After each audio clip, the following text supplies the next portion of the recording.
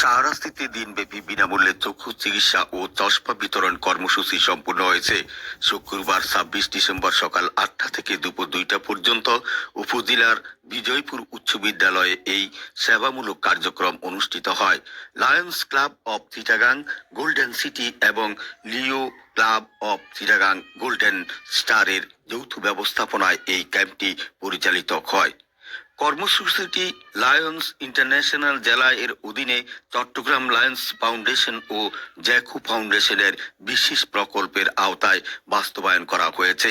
অনুষ্ঠানটি সফল করতে সার্বিক সহযোগিতা প্রদান করেন স্থানীয় সংগঠন বিজয়পুর যুব সমাজ।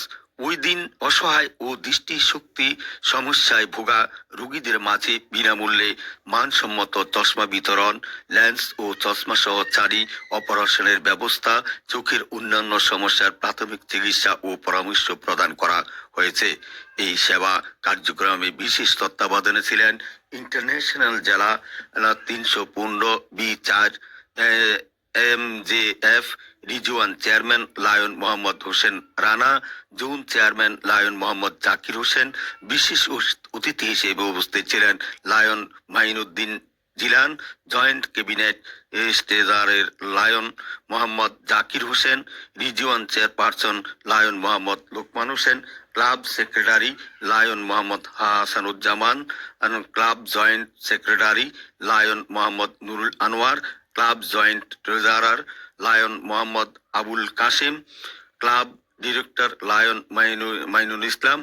ক্যাম্পে চিকিৎসা সেবা প্রদান করেন ডাক্তার নাজমুল হাসান।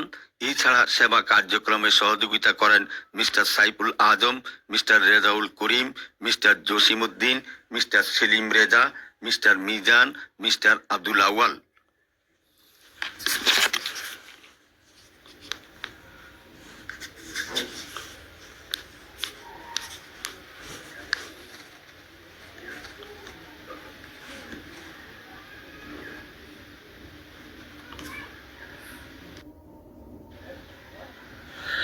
শাহরাস্তিতে বেগম খালেদা জিয়ার মুক্তি কামনায় দোয়া ও মুনাজাত অনুষ্ঠিত হয়েছে বৃহস্পতিবার ১৮ ডিসেম্বর